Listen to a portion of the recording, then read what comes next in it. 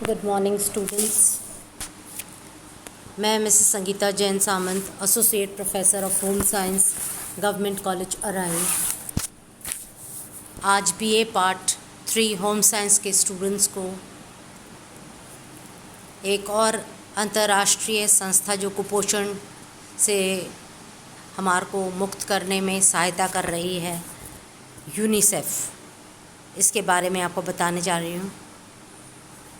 UNICEF यानी United Nations children's international children's emergency fund, संयुक्त राष्ट्र अंतर्राष्ट्रीय बाल आपातकालीन कोष। यह एक अंतर्राष्ट्रीय संस्था है और 11 दिसंबर 1946 को इसकी स्थापना हुई। यूनिसेफ कई देशों के लिए बाल विकास के हेल्थ स्टेटस को लेकर के काफ़ी कार्य कर रहा है और इसको यूनाइटेड नेशन चिल्ड्रंस फंड का जो है नाम भी दिया गया है। इसके जो मुख्यालय या जो इसका चीफ ऑफिस है वो न्यूयॉर्क में है, परंतु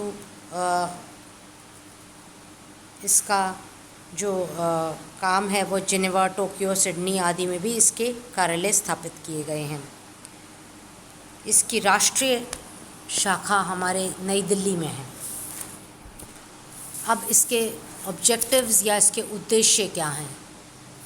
यूनिसेफ का मुख्य उद्देश्य उन देशों की आर्थिक सहायता करना है जहाँ मातृ एवं शिशु रोग के निवारण के लिए उत्तम स्वास्थ्य की प्राप्ति के लिए संघर्षशील है।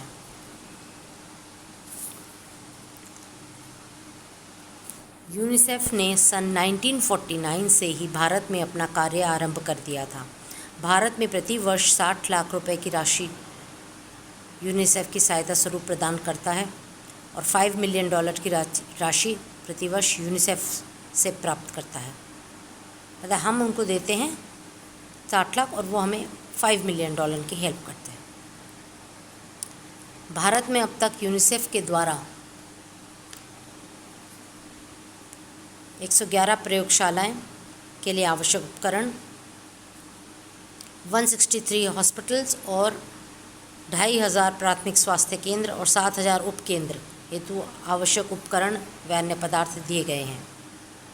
यूनिसेफ द्वारा भारत में कई केंद्र और फैक्ट्रियों की भी स्थापना की गई है, जिनमें से कुछ हैं दुग्ध केंद्र बम्बई, मातृ शिशु स्वास्थ्य एवं नर्सिंग केंद्र कलकत्ता, बाल रोग चिकित्सा केंद्र Madras, DDT factory Delhi, penicillin factory Pimpri Poona के पास।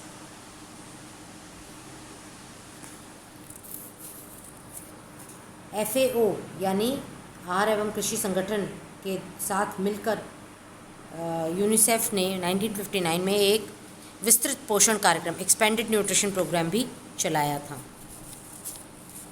और अप्लाइड न्यूट्रिशन प्रोग्राम व्यावहारिक पोषण कार्यक्रम, जिसके बारे में हमने पहले बात की थी, यह भी यूनिसेफ के द्वारा गर्भवती एवं धात्री माताओं के लिए पोषण सेवाएं दी गई थी।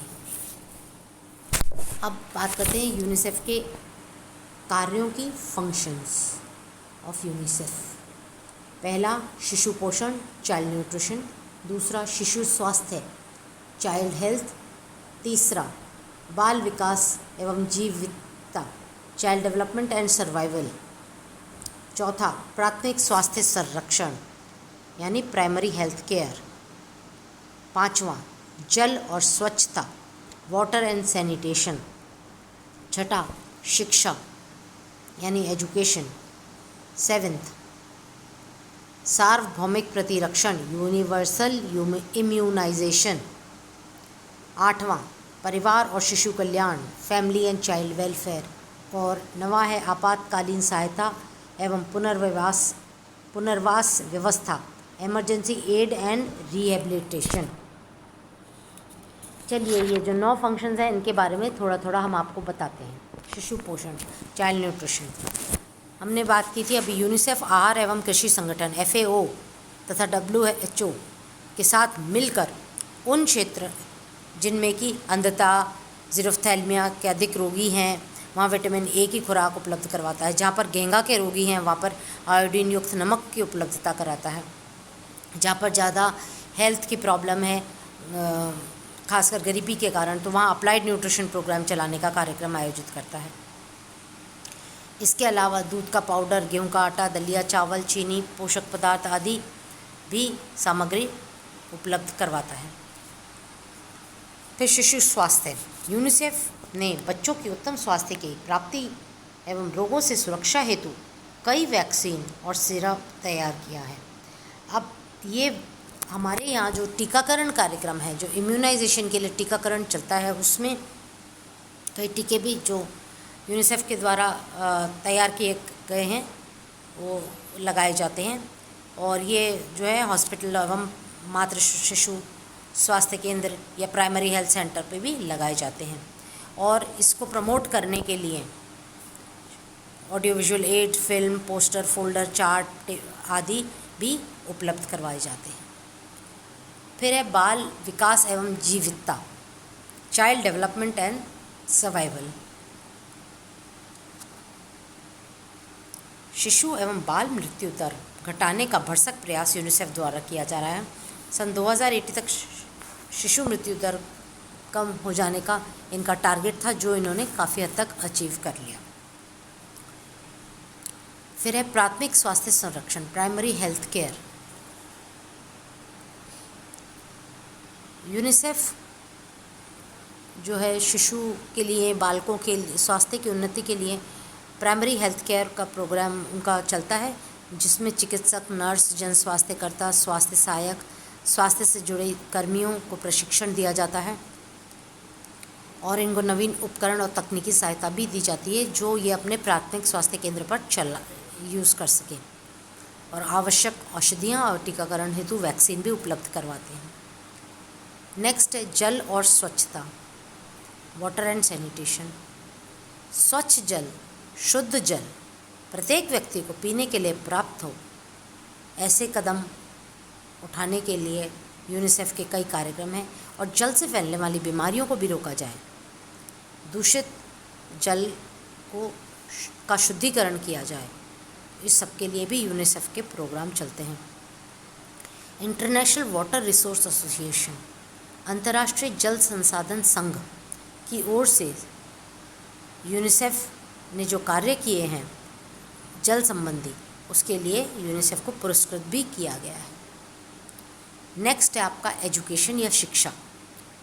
यूनिसेफ शिक्षा के माध्यम से लोगों में जागृति पैदा करने के लिए अनेक प्रयत्न कर रहा है।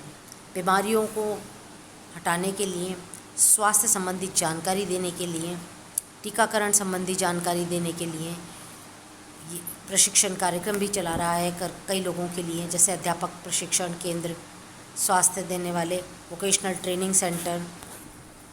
इसके अलावा शिक्षा देने के लिए लोगों को audio visual add, poster, chart, पुस्तकें, श्यामपट्ट, बुलेटिन, मैनुअल, ग्लोब, नक्शा, मानचित्र, दृश्य श्रव्य सामग्री आदि उपलब्ध करवाते हैं और पुस्तकें छपवाने और जल्द मंडवाने का काम भी करते हैं।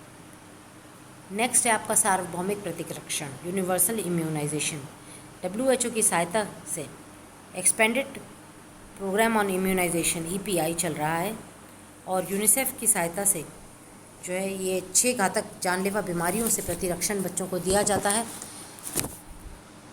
पोलियो, क्षय रोग, खसरा, डिप्थीरिया, कुकर खांसी और टेटनस। तो इसके लिए उनके टीकाकरण के लिए कंपलसरी इम्यूनाइजेशन है और सबको ट्रेनिंग दी जाती है और गांव-गांव, शहर-शहर जाकर इनको उनका प्रतिरक्षण करना। नेक्स्ट है आपका शिशु और परिवार कल्याण, मतलब चाइल्ड एंड फैमिली वेलफेयर। मतलब ये पूरे एक लार्ज लेवल पे ये प्रोग्राम चल रहा है और कई योजनाएं बनाई जा रही हैं, जिससे कि माता पिता, परिवार, समाज सभी का जो है परिवार कल्याण हो। और इसके लिए माता पिता को शिक्षित करना, डे केयर केंद्र खोलना, शिशु कल्याण केंद्र खोलना आदि सब यूनिसेफ के कार्यों में आ जाते हैं। लड़कियों एवं महिलाओं को शिक्षित करना, बाल संरक्षण योजना, भोजन का परिरक्षण कैसे किया जाए, तो इस टाइप की ट्रेनिंग भी यूनिसेफ करवाता है। और अंत में आपातकालीन सहायता एवं पुनर्वास व्यवस्था, इमरजेंसी रिलीफ एंड रिहेबिलिटेशन। जब संकट आता है, भूकंप, बाढ़, सूखा, अकाल, भूस्खलन, तो इसमें औषधियाँ, आवास, खाद्य सामग्री, जलापूर्ति ऐसी उपयोगी वस्तुओं का उपलब्ध करवाना एक मेजर कार्य है यूनिसेफ का। और फिर जैसे मान लीजिए अर्थक्वेक आ गया, तो इसमें क्या होता है, फिर लोगों को व्यवस्था उनकी दूसरी जगह करनी पड़ती है, उनको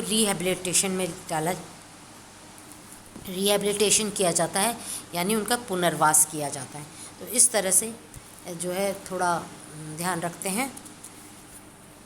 वर्तमान में यूनिसेफ द्वारा शिशु और बालकों की मृत्यु दर को कम करने के लिए एक अभियान गोभी के नाम से चलाया जा रहा है। इसमें क्या हो रहा है, वृद्धि आवेक्षण, ग्रोथ सर्वेलेंस किया जा रहा है, मतलब बच्चों की किस तरह से ग्रोथ हो रही है। मौखिक पुनर्जलीकरण, ओरल रिहाइड्रेशन, मतलब जब उनको पानी की कमी होती है शरीर में जो भी कारण से, तो वो।